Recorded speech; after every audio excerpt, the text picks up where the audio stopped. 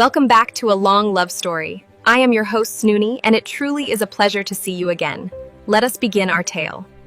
I still can't believe some of the things that were revealed on last week's episode. The cheating, the lies, and who could ever forget the water? So now, let us listen in on this week's counseling session with the Goldmans and Dr. Melanie Allen to gain some valuable insights into their ongoing progress. Welcome back, Mr. and Mrs. Goldman. How have you both been doing since our last session together?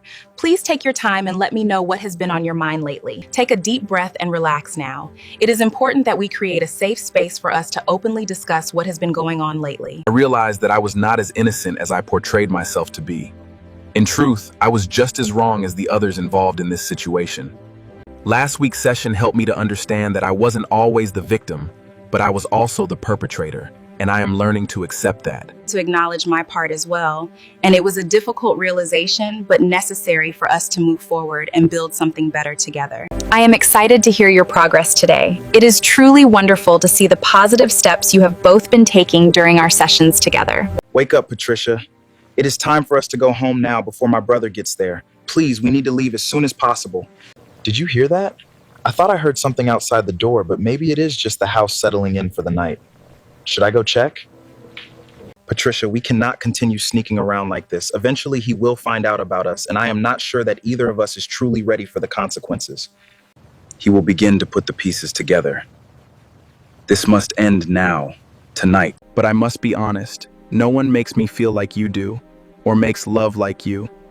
You are truly the only one for me. I love you more than my brother does, so please marry me instead of him, because I know we belong together, and I want to spend my life making you happy. Before we get up, just put it on me one more time, baby. And I really want to enjoy this quiet moment we have together this morning. The time has come to reveal the truth behind the curtains. Prepare for a drama unlike any you've witnessed before. For this next part, you will hear my handsome fiancé, Thomas. Carlton is furious with both Patricia and Charlie. Everyone around him fears he may physically lash out at Patricia because of how angry he is. However, his anger becomes directed mainly toward Charlie. 6 months earlier, Carlton and Patricia agreed to share their locations with each other for safety and security. Suspicious and overwhelmed with emotion, Carlton decides to check Patricia's location. Carlton realized Patricia is at a very familiar area. She is at Charlie's house. His brother's Charlie Carlton immediately calls Patricia.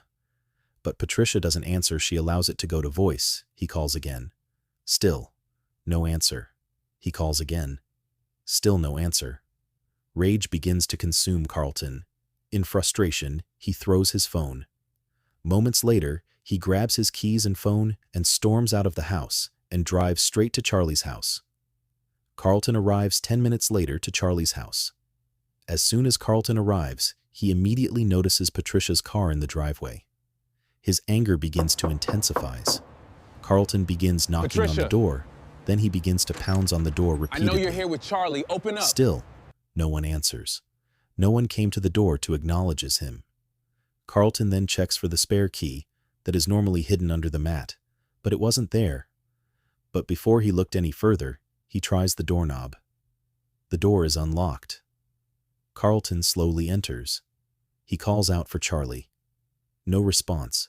He calls out for Patricia. Silence.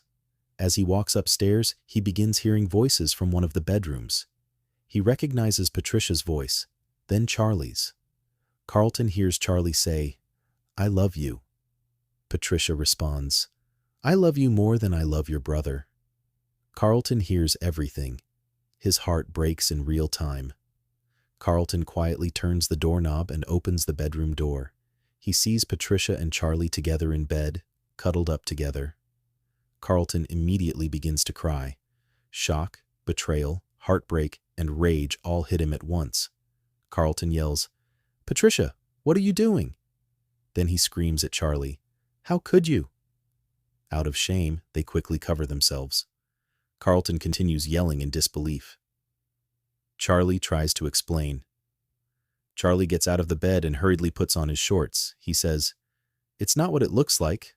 Carlton replied, "Tell me what it is." As Charlie begins trying to explain himself, Carlton loses control. He draws back and punches Charlie hard in the face. Charlie falls backward in what feels like slow motion. Carlton looks directly at Patricia and says, "It's over." Carlton turns around. He walks out of the room. He closes the bedroom door, emotionally destroyed. Carlton drives somewhere he knows he should not go. He ends up at Denise's home. Denise opens the door. Carlton immediately notices she looks different.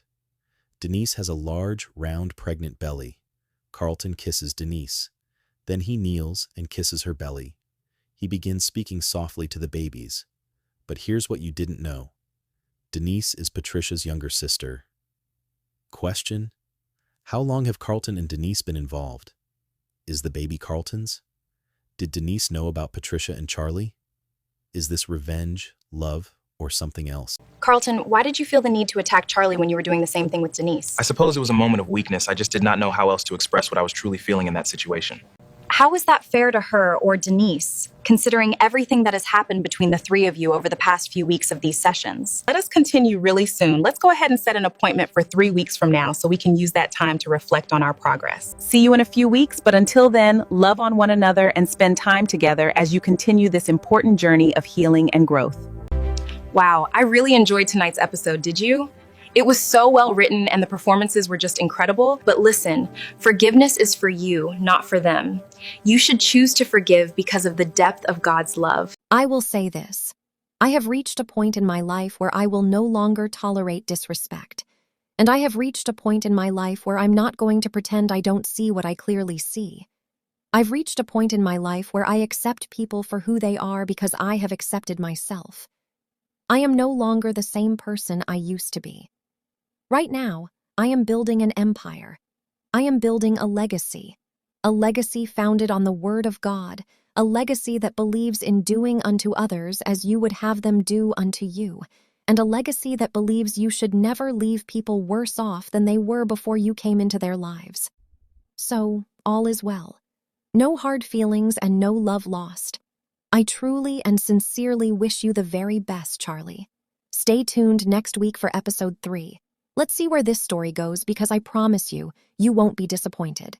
Were you surprised to find out that Denise was pregnant? And by whom? Is Carlton the father? Let's find out. Hello, on this episode of A Long Love Story, I want to take the time to bring you into my world, the world of CEO by day and mom by night.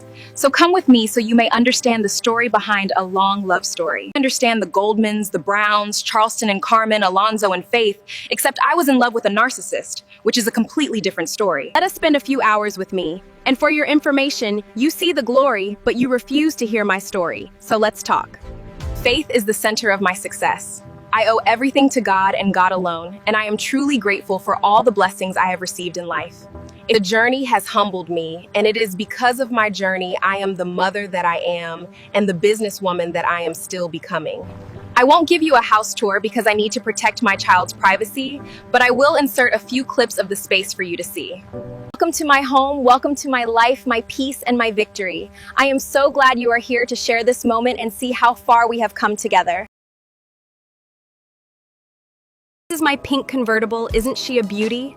I have spent so much time picking out every detail and I am absolutely thrilled with how it looks. I am absolutely in love with this car and my other cars as well, as they truly represent the hard work. You know, I have seen a lot of fancy rides in my time, but my black SUV is my big dog, my #1, and nothing else even comes close to its style. Isn't she a beauty? She carries me anywhere I need to go. She really is the most reliable vehicle I have ever owned, and I absolutely love her. Well, you have seen my cars now, so let us go in and have a look around the rest of the house together today.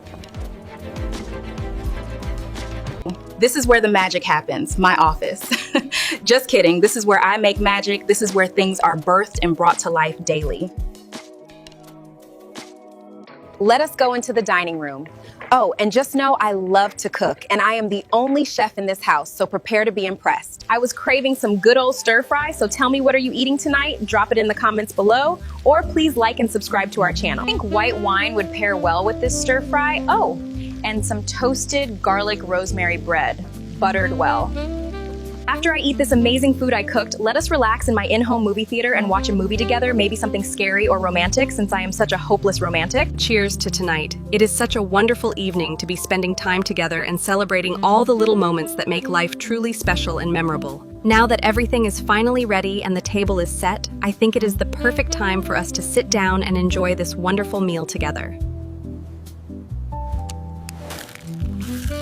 Well, it is bedtime. Mila is asleep now. It is my turn. Good night, Snoonie Bears. Have sweet dreams, I know I will, because I am tired and ready to get some rest for the night. I hope you sleep very well too.